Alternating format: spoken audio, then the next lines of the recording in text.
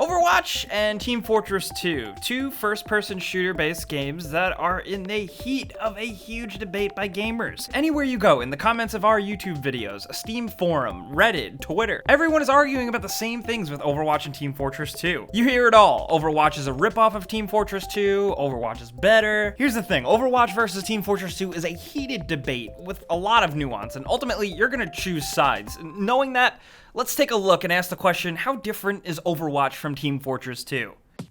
First of all, let's be real, they are compared because they do have their similarities. They're both shooters with a bunch of similar modes, both have character classes, both are fast-paced, really chaotic, and favor the skilled and those who really put a ton of time into the game. I think because these game styles do foster such hardcore player bases, this is why the debate is just as hardcore. The first and most obvious difference is team sizes. Overwatch is 6v6, whereas Team Fortress 2 is 8 versus 8, or 10 versus 10, or even higher with no set limit. However, there is an update on this later in the video. Many argue that Overwatch has a better balance as a result and can be more competitive because of that strict focus on 6 versus 6. I'm not totally convinced, but a more straight and narrow and focused mode of strictly 6 versus 6 does provide a more stable environment. Does it necessarily make it more competitive? I'm not sure. Many people argue that Team Fortress 2 doesn't emphasize teamwork as much, especially in the quick play scenarios. This is kind of exemplary of the entire game's design. Overwatch's whole base systems reward players who actually play support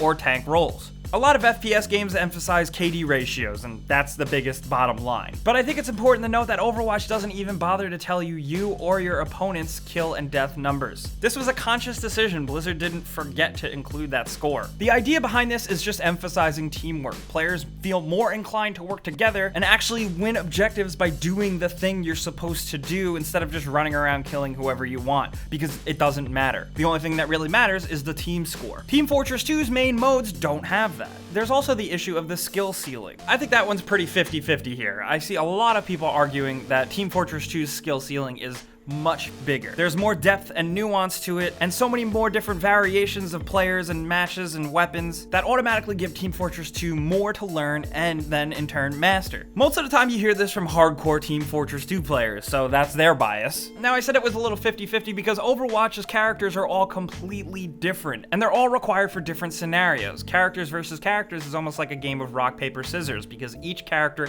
has specific ways to counteract different scenarios and clashes between other characters. So while Team Fortress 2 has a lot going on in terms of what to learn and what to master, don't discount Overwatch. Because with Overwatch, you can't just simply learn one character and then just roll with that character. Teams and the roles are so important that you need to learn a bunch of different characters and get good with all of them, or else you're just a useless Overwatch player. Where it seems like Team Fortress 2 definitely has more of a clear edge is customization with the hat marketplace and the player created stuff. You guys probably know that Valve sells hats that Team Fortress 2 players can buy, and they definitely enjoy them. They all go nuts for them. It's kind of just this little badge of honor, this little bit of customization that lets you stand out from a crowd, and it's obviously really jiving with players. Overwatch has a few unlockable skins, and that's about it. More will probably be available later, but how exactly, since it's basically a paid game, it's not a free-to-play game? Is Blizzard gonna ask for more money for more skins? That's not entirely clear. And speaking of that, the big difference between the two is that Team Fortress 2 is free-to-play, while Overwatch is very close to a full-price game. But Blizzard argues that you get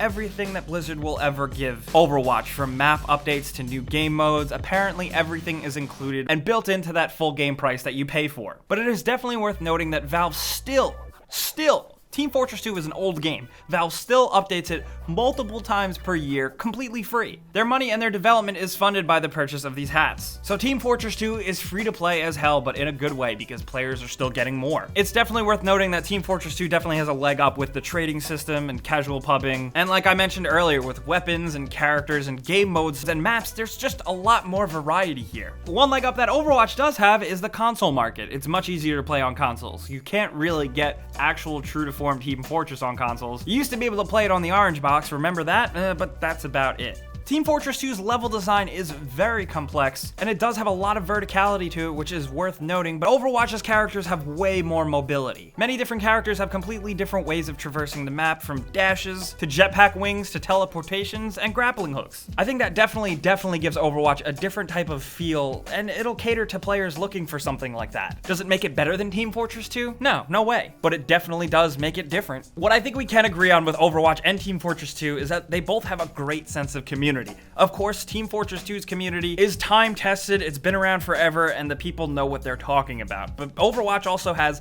that new game passion. Will it last as long? I think that actually, that has a lot more to do with how good the game is itself. But people love those characters, they love making art about those characters, they like discussing strategies on Reddit. Overwatch mania is definitely here to stay for a while. And I've seen some people argue that the fact that Team Fortress 2 is free to play means that the fact that you don't have to pay any money to get this game means that you do just get a lot of shitlords in the community, like dumb kids or just assholes. But I don't think that's a completely fair assessment, because somebody can easily go on Battle.net and spend $30 and still be an asshole in Overwatch. Also, in terms of gameplay and design, Overwatch has ults, or ultimate abilities. It's worth pointing out that Team Fortress 2 doesn't. This is what gives Overwatch that kind of mobile light element that some people kind of bring up, which I still don't think is the best way to describe it, but ultimates are a thing from Dota, and it is a total way of changing the landscape of an actual match. And along with that, there's no domination system in Overwatch. So like I said, once again, players are just playing for objectives. Team Fortress 2 does have those lone wolves and the players going out and killing for sport. Overwatch has less of that because it makes you not a good player and you're shunned. Overwatch also doesn't really have community servers or a browser, so it can't totally get its foot in the door in terms of how dense the community is like Team Fortress 2, at least not yet. It's a bit more of a MOBA style setup. I like to think that Overwatch and Team Fortress 2 still have their own spots in the community. Yeah, Team Fortress 2 might be old hat, but it still has a lot to offer. And there's a lot of respect on the Blizzard Overwatch side for Team Fortress. Overwatch's game director Jeff Kaplan recently spoke on record saying, "Team Fortress 2 is one of my favorite games of all time." And if people want to compare Overwatch to Team Fortress 2, we would take that as the world's greatest compliment. We love that game. I chalk that up as a good sport. And on the Team Fortress side, it's worth mentioning that things are still growing. Team Fortress 2 is finally introducing